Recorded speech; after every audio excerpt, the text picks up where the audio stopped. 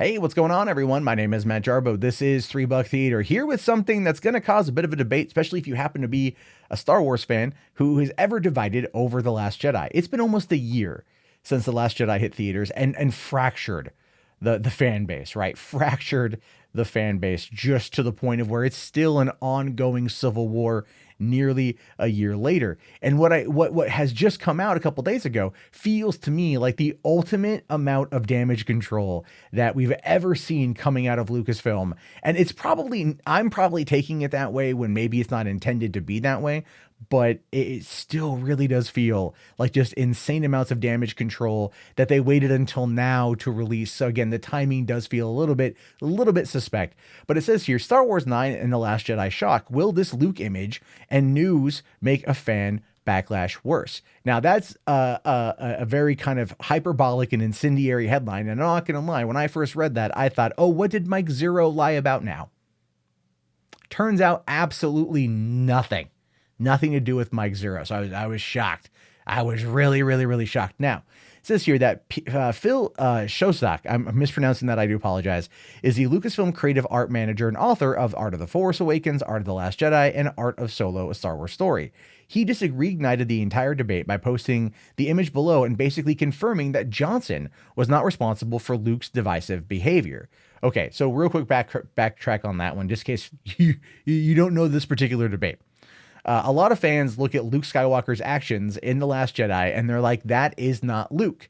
And this is basically Phil coming out and saying, like, yes, it was. Rian Johnson is not responsible for that. Don't blame him for what something somebody else created. Oh, and by the way, he tries pinning it on George. He does. He really does try pinning it on George Lucas. In a tweet here from November 21st, he says, my first image I made for Star Wars The Force Awakens. This was January of 2013. Luke was being described as a Colonel Kurtz type hiding from the world in a cave.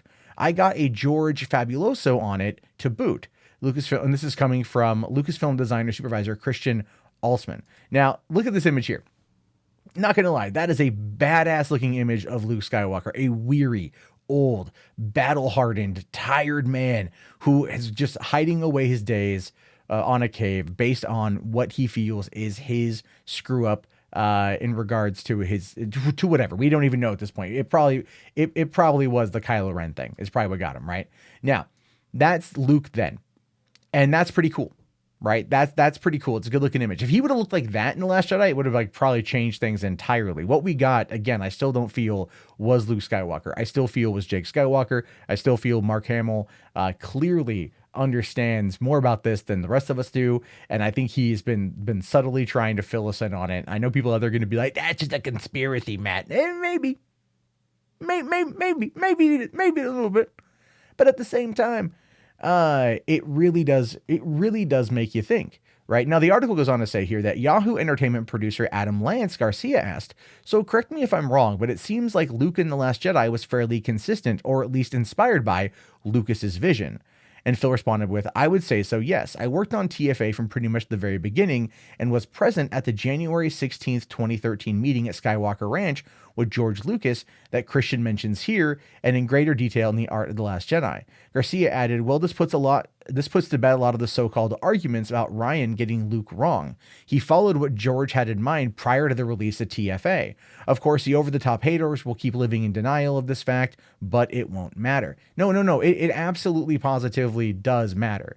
All right. Now, we can argue the semantics over Luke living in a cave somewhere, right? But he wasn't living in a cave somewhere. He was literally living on an island inhabited by weird kind of pig rock creatures that were also kind of like weird nuns that cleaned up after him, and he just kind of hung out every day drinking green tit milk and catching big fish and literally just hiding away. Now, we never got J.J. Abrams' explanation for why he was on Ahch-To, why he was hiding away. That was meant to be, what we got in the Last Jedi. I'm thinking was in line with someone's vision. Fine, but that doesn't really matter. Like, look at this. Look at this image right here of what Luke would look like as a battle-hardened Jedi, right? It just, old, he's getting up there in years. He's, that's a way better looking Luke than what we got. That's a way better looking Luke. This dude doesn't look like a bitch. Luke Skywalker in The Last Jedi kind of looked like a bitch. And I think Mark Hamill knows that. And again, it angers me to criticize that movie because I want to like it. I deep down inside want to like it. I keep trying to like it. You know, I'm going to sit down and watch it again on the 1 year anniversary. And I'm going to sit there and go, maybe I was wrong, right? Maybe I've got the battered wife syndrome here. Or maybe I'm wrong. But ultimately, no, this Luke Skywalker looks badass, right? He's got the Obi-Wan robes on and everything. So what happened, right? This Luke Skywalker that we see here would have taken the lightsaber that Rey hands him and would have held it and would have turned it on and would have looked at it and would have remembered everything it stood for, remembered everything that it went through with him. And then reminded him of why he's part of the Force, why he is a Jedi, why he does these things. What we got was her handing him the lightsaber, effectively to Rian Johnson, and then just chucking it over the shoulder and going, fuck this, I'm out. That's what we got. We didn't get this.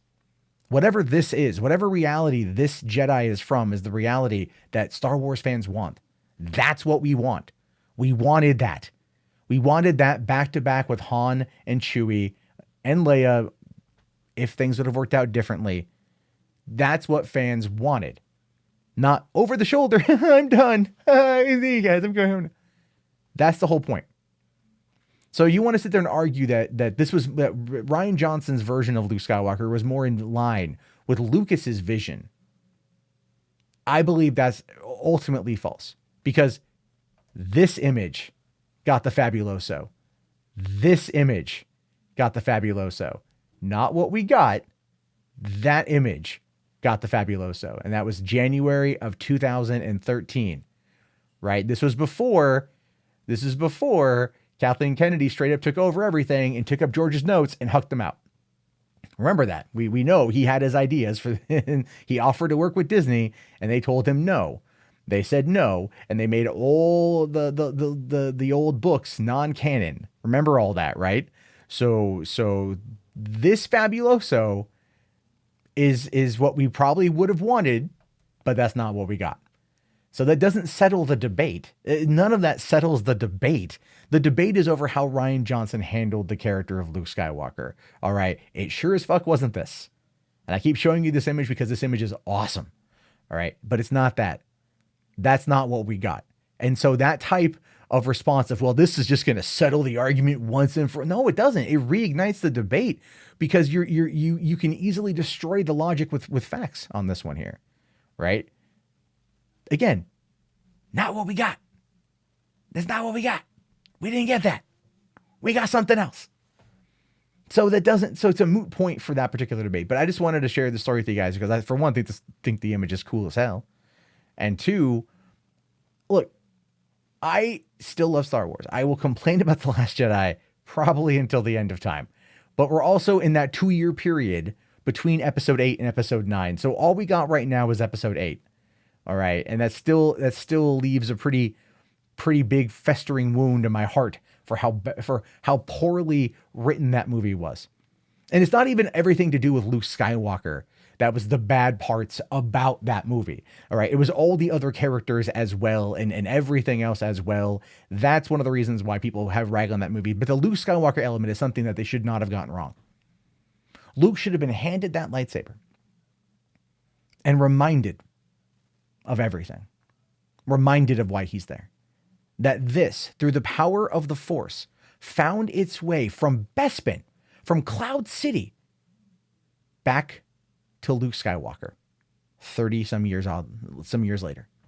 If that is not a sign of something in the Force working, then I don't know what is. But Yoda showing up, which by the way, that was cool that it was the original Empire Strikes Back puppet, voiced by Frank Oz. That was amazing.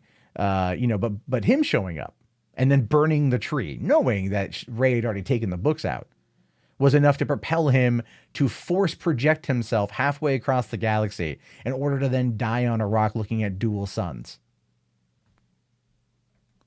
Still not this. Because this Luke Skywalker wouldn't have done that.